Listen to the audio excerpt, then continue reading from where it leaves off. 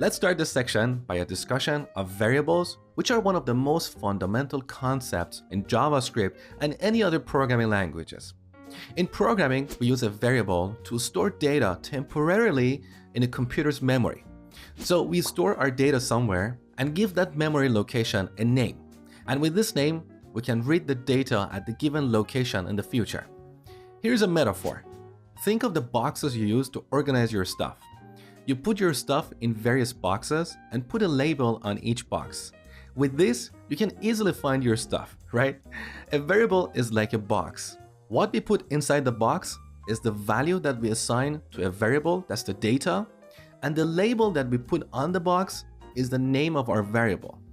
Now let's see this in code. So here in index.js, I'm going to declare a variable.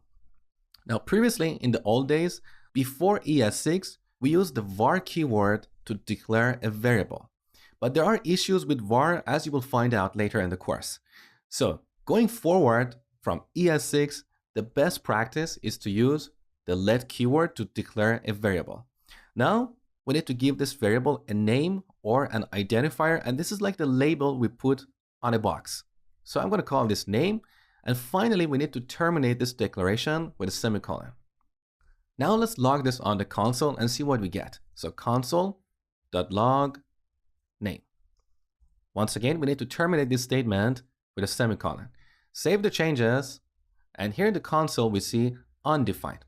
So by default, variables that we define in JavaScript, their value is undefined. Now we can optionally initialize this variable.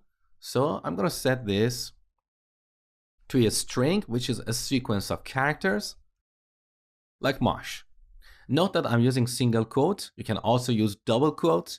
Different developers have different preferences, but it's more common to use single quotes for declaring strings in JavaScript. Now, when we save the changes, instead of undefined, we see Mosh on the console. So here in this example, we have declared a variable called name, and we have set that to this value, to this string. Now, we have a few rules for naming these variables. Here are the rules. First is that they cannot be a reserved keyword. So in JavaScript, we have reserved keywords. Let is one of them. We also have if, else, var, and so on. Now, you don't have to memorize this list. If you try to use one of these names, you're going to get an error. For example, if I change this to if, note this red underline. This is indicating that this is not a valid identifier, okay? So revert it back. Now, the second rule is that they should be meaningful. We want to have meaningful names, like meaningful labels. I've seen developers using names like A or B or A1 or I don't know, X.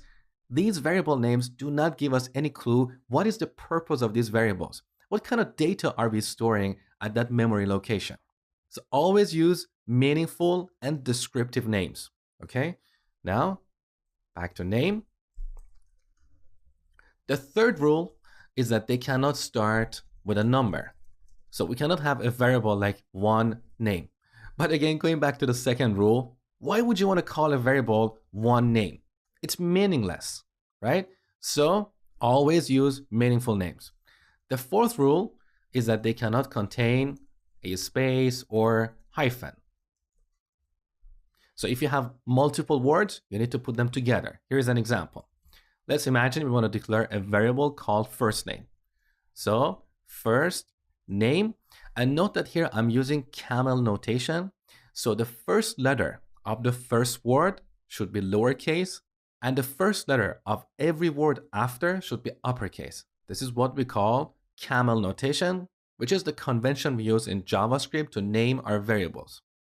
Another thing you need to know about these variable names is that they are case sensitive.